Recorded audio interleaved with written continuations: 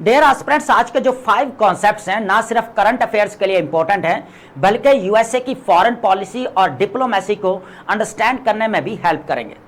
इसके साथ साथ ये इंटरनेशनल रिलेशंस के भी रिलेटेड हैं। So my dear aspirants, first of all I am with you MC sir और मैं कवर करता हूं current affairs, Pakistan affairs, international relations and political science for CSS and PMS exams preparation. So my dear aspirants, सबसे पहले इन concepts को one by one understand करते हैं। The very first concept is ping pong diplomacy.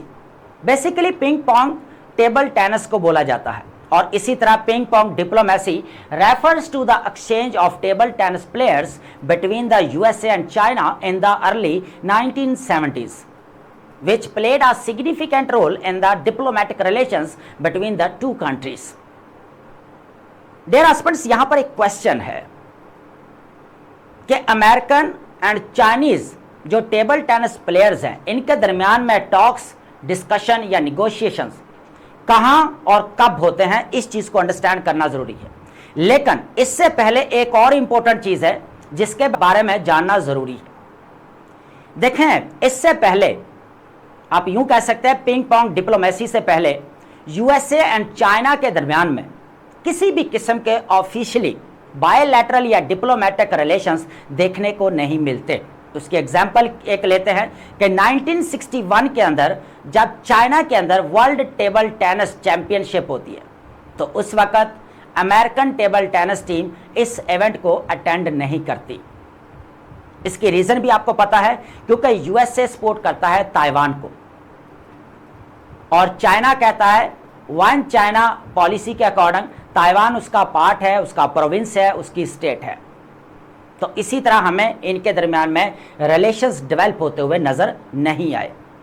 लेकिन अचानक से table tennis players के दरमियान में टॉक्स होती हैं और दोनों कंट्रीज के दरमियान में डिप्लोमेटिक रिलेशंस डेवलप होना स्टार्ट होते हैं। अब इस चीज को अंडरस्टैंड करना है। इंपॉर्टेंट चीज यह है कि यूएसए के इसके पीछे क्या इंटरेस्ट है या चाइना के क्या इंटरेस्ट है। अब हम सबसे पहले पिंग पोंग डिप्लोमेसी को अंडरस्टैंड करते हैं कि बेसिकली ये कहां से स्टार्ट हुई, देन हम जो है फर्दर इसको इसके साथ लिंक करेंगे। देखिए, होता यूं है, जापान के अंदर वर्ल्ड टेबल टेनिस चैंपियनशिप होती है, वहां पर ये दोनों टीम्स मौजूद होती हैं, अमेरिकन टेबल टेनिस टीम भी और चाइनीज टेबल टेनिस टीम भी, दोनों मौजूद होती है। लेकिन इनके ऊपर कहीं ना कहीं पर रेस्ट्रिक्शंस भी थी कि वो एक दूसरे के साथ निगोशिएशंस या टॉक्स नहीं कर सकते, सिर्फ और सिर्फ हैंड शेक कर सकते हैं, इसके अलावा और कुछ भी नहीं है। तो एक दिन होता यूं है चैंपियनशिप वाले दिन कि जो ग्लीन क्वान basically American table tennis player है, वो सोए रहते हैं और लेट से उठते हैं और उनकी बस मिस हो जाती है और इसी वक्त पीछे से चाइनीज टीम की जो है वो बस आती है जिसके कैप्टन होता है यांग जिडोंग। तो फिर ग्लीन क्वान को चाइनीज टीम की बस के साथ ट्रैवल करना पड़ता है या उनके साथ जाना पड़ता है।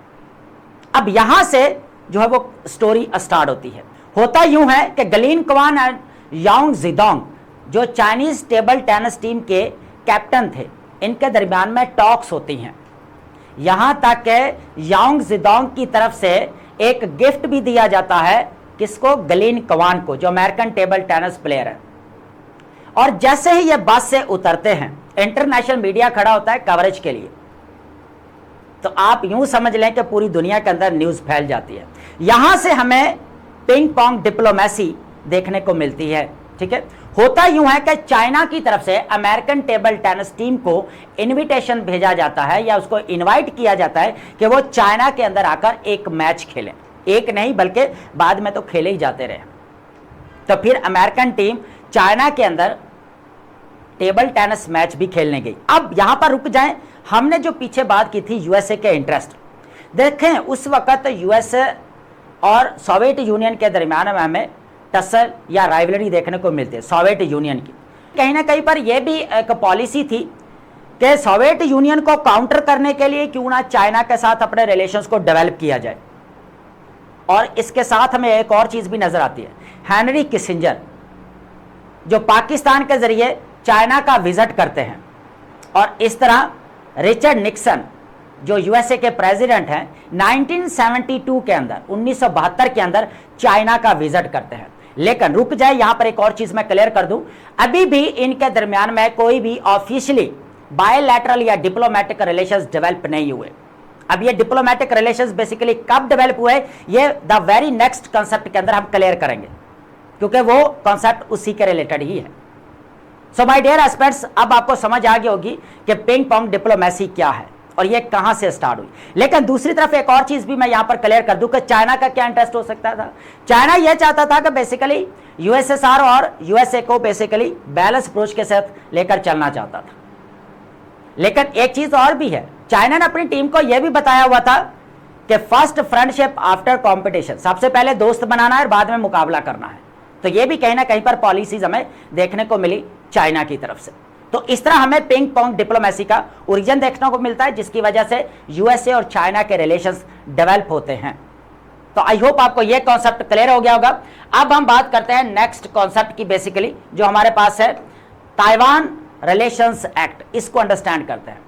इसको अंडरस्टैंड करने से पहले हम थोड़ा सा इसका बैकग्राउंड डिस्कस करेंगे। बेसिकली है क्या कि आपको पता है कि जैसा कि मैंने अभी पहले बताया कि जो यूएसए है वो ताइवान को सपोर्ट करता था, ठीक है, और चाइना कहता था कि ये वन चाइना पॉलिसी का अकॉर्डिंग ताइवान वो इसका पार्ट है चाइना का। लेकिन होता यूं है कि जिमी कार्टर जो प्रेसिडेंट होते हैं यूएसए के, 15 दिसंबर 1978 15 दिसंबर 1978 के अंदर ऐलान करते हैं कि वो ताइवान के साथ अपने डिप्लोमेटिक रिलेशंस को एंड कर रहे हैं और पीआरसी के साथ, पीपल रिपब्लिक ऑफ चाइना के साथ अपने डिप्लोमेटिक रिलेशंस डेवलप करना चाह रहे हैं। हुआ यूं कि 1 साल का नोटिस भी दे दिया गया कि ताइवान और यूएसए के दरमियान में जो डिफेंस पैकेट है वो भी एंड हो जाएगा, उसको भी एंड कर दिया जाएगा। यहां तक कि जो एम्बेसी है ताइवान के अंदर उसको भी बंद कर दिया जाएगा। फिर होता यूं है कि ताइवान रिलेशंस एक्ट पास किया जाता है कांग्रेस की तरफ से। अब इसके अंदर एक चीज हमें यहां पर नजर आती है, बाकी भी मैं बता देता हूं। An agreement between the United States and Taiwan committing the US to provide arms to defend the island and to maintain the capacity to resist attacks और other coercion against the island consider to be the grave concern to the US. अब इस चीज को understand करते हैं। देखिए ये Taiwan relation act basically 10 अप्रैल 1979 के अंदर बेसिकली इन एक्ट हुआ। इसका पर्पस यह था कि ताइवान और यूएसए के दरमियान में unofficially commercial, cultural and other relations maintain रहेंगे। अमेरिकन इंस्टीट्यूट बनाया गया ताइवान के अंदर जो सारी चीजें डील करेगा। अनऑफिशियल की मैंने बात की है, मींस ऑफिशियली डिप्लोमेटिक जो रिलेशंस है वो एंड कर दिए गए। उसकी रीजन क्या थी कि यूएसए ने कहा कि हम चाइना के साथ अपने डिप्लोमेटिक रिलेशंस बनाने जा रहे हैं। तो हुआ यूं कि इसके अंदर जो हमें मेन चीजें देखने को मिली कि इसके अंदर यूएसए या अमेरिका बेसिकली ताइवान को आर्म्स सेल करेगा ताकि ताइवान अपने आप को कह ले कि यहां पर सेफ रख सके। किसी भी किस्म का उसके अगेंस्ट कोई अग्रेसिव एक्शन होता है तो वो इसको डिफेंड कर सके। और इसी के साथ अगर ताइवान के ऊपर किसी भी किस्म के रेस्ट्रिक्शंस या एम्बार्गो, पाबंदियां लगाई गई तो वो यूएसए के नेशनल इंटरेस्ट के अगेंस्ट होगी। इसी तरह उसने कहा कि चाइना के साथ जो हमारे रिलेशंस इस बात पर मबनी है कि ताइवान के जो फ्यूचर है बेसिकली ताइवान का, उसको बेसिकली कह ले कि अमन तरीके से सॉल्व किया जाएगा या उस मसले को हल किया जाएगा। आप यूं कह सकते हैं कि अनऑफिशियली रिलेशंस में भी यूएसए ने बेसिकली ताइवान को प्रोटेक्ट किया और दूसरी तरफ चाइना के साथ भी अपने रिलेशंस को डेवलप किया। तो यह बेसिकली था ताइवान रिलेशंस एक्ट, ठीक है। अब हम बात करते हैं नेक्स्ट कॉन्सेप्ट की, पिवट टू एशिया। यह कॉन्सेप्ट बहुत इंटरेस्टिंग है। बेसिकली बराक ओबामा के दौर में 2011 की बात है, लेकिन उससे पहले हमें थोड़ा सा जाना पड़ेगा। देखिए उस वक्त जो यूएसए का फोकस था वो मिडिल ईस्ट के अंदर था, क्योंकि उसने इराक के ऊपर भी अटैक किया हुआ था, उधर भी रेजिम चेंज का प्रोसेस उसने जो है वो चलाया हुआ था। इसी तरह अफगानिस्तान के अंदर वॉर एंड टेरर भी लड़ रहा था। तो इसने क्या किया बेसिकली, बराक ओबामा ने 2011 के अंदर strategic, economic and diplomatic focus shift किया यूरोप से और मिडिल ईस्ट से हटकर किसकी तरफ, एशिया पैसिफिक की तरफ, ठीक है। अब इसको पता चला कि यहां पर एशिया पैसिफिक के अंदर बेसिकली चाइना का इन्फ्लुएंस बढ़ता जा रहा है, स्पेशली साउथ चाइना सी के अंदर जो है कंपटीशन बढ़ता जा रहा है। यूएसए ने क्या किया, आसियान के अंदर पार्टिसिपेशन करना स्टार्ट कर दी, और दूसरी तरफ ऑस्ट्रेलिया, जापान, साउथ कोरिया और ताइवान के साथ अपने रिलेशंस को डेवलप किया ताकि चाइना को काउंटर किया जा सके। एक और चीज भी है, अंडरस्टैंड करते हैं, इसके साथ साथ हमें क्वाड ऑकस भी साइन होते हुए नजर आए। बाद में जो है इंडिया के साथ भी रिलेशंस डेवलप किए गए, और इसके साथ ही ट्रांस पैसिफिक पार्टनरशिप भी हमें देखने को मिली। लेकिन इसके जो रिजल्ट्स एक्सपेक्ट कर रहा था यूएसए, वो देखने को नहीं मिले, और इसको वापस जाना पड़ा बेसिकली मिडिल ईस्ट के अंदर और रशिया की तरफ, क्योंकि 2022 के अंदर रशिया ने क्या किया था, यूक्रेन के ऊपर अटैक किया, तो यूएसए को वापस जाना पड़ा, और यूएसए ने सैंक्शंस लगाए किसके ऊपर, रशिया के ऊपर। और इसी तरह मिडिल ईस्ट के अंदर क्या हुआ था, इजराइल ने क्या किया था, पैलेस्टाइन के ऊपर अटैक किया, और बाद में जो है कह लेके यूएसए की तरफ से बोर्ड ऑफ पीस बनाया गया, और इस तरह बाद में मिडिल ईस्ट के अंदर यूएसए, इजराइल और ईरान के दरमियान में वॉर देखने को मिली। तो जो हमें पिवट टू एशिया, जो पूरा एक कह लेके फॉरेन पॉलिसी का जो फोकस था, जो शिफ्ट किया गया था एशिया पैसिफिक की तरफ, उसके रिजल्ट्स जो है उसको देखने को नहीं मिले। तो आई होप आपको यह कॉन्सेप्ट भी क्लियर हो गया होगा। अब हम बात करते हैं नेक्स्ट कॉन्सेप्ट की, रियल पॉलिटिक की बात करते हैं, हकीकत पर मबनी सियासत।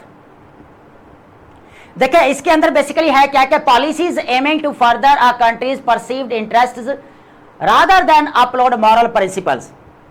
बेसिकली इसके अंदर बात यह की जा रही है कि सबसे पहले नेशनल इंटरेस्ट को प्रायोरिटी पर रखना है, और स्टेट ही सब कुछ है। मॉरल प्रिंसिपल्स को साइड पर रखा, आइडियोलॉजिकल जो प्रिंसिपल्स है उसको साइड पर रखा, और नेशनल इंटरेस्ट को फर्स्ट प्रायोरिटी पर रखा।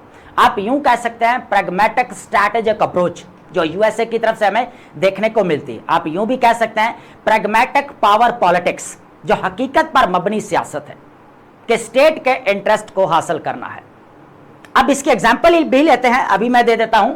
A political approach that prioritizes practical consideration and power dynamics over moral and ideological principles, जो अखलाकियात से हटकर बेसिकली किसके ऊपर फोकस है, नेशनल इंटरेस्ट के ऊपर। और यही चीज हमें देखने को मिली 1972 के अंदर, जब रिचर्ड निक्सन ने चाइना का विजिट किया, और उसके पीछे नेशनल इंटरेस्ट थे, क्या थे, सोवियत यूनियन को काउंटर करने के लिए, यूएसएसआर को बेसिकली काउंटर करने के लिए उसने चाइना के साथ अपने रिलेशंस को डेवलप किया। तो आई होप आपको रियल पॉलिटिक्स भी यहां पर समझ आ गई होगी। अब हम बात करते हैं लास्ट कॉन्सेप्ट की, जो हमारे पास है विन विन कॉपरेशन की बात करते हैं। बेसिकली विन विन कॉपरेशन जो है वो चाइना की तरफ से, शी जिनपिंग की तरफ से इंट्रोड्यूस करवाया गया। ठीक है, अब इसको देखते हैं। Usually means that the two और मोर पार्टीज इन्वॉल्व्ड इन ट्रांजैक्शन और task can get common benefit by taking a reciprocal approach to counter western zero sum diplomacy। इसका मतलब यह है कि विन विन कॉपरेशन का क्या होता है, कॉमन गुड की बात की गई, कॉमन बेनिफिट की बात की, कि सबका ही फायदा हो। इसकी वजह से इसने belt and road initiative project का स्टार्ट किया कि भाई सबका ही फायदा होगा, तो एक रीजनल कनेक्टिविटी देखने को मिली। और जीरो सम डिप्लोमेसी क्या थी बेसिकली, कि अगर देखा जाए तो एक का बेनिफिट एक का लॉस, अगर एक का 10% प्रॉफिट होता है दूसरे का 10% लॉस होगा, तो इस तरह हमें पीछे क्या देखने को मिलता है, जीरो। ठीक है, और ये कॉन्सेप्ट किसका है, बेसिकली वेस्टर्न कंट्रीज का, आप यूं कह सकते हैं यूएसए का। तो जो हमें विन विन कॉपरेशन बेसिकली देखने को मिला, ये चाइनीज गवर्नमेंट की तरफ से इंट्रोड्यूस करवाया गया। आप यूं कह सकते हैं कि जो शी जिनपिंग है वही चाइनीज गवर्नमेंट है, बेसिकली उनकी तरफ से इंट्रोड्यूस करवाया गया। तो आई होप आपको ये 5 कॉन्सेप्ट्स समझ आए होंगे, and thank you so much.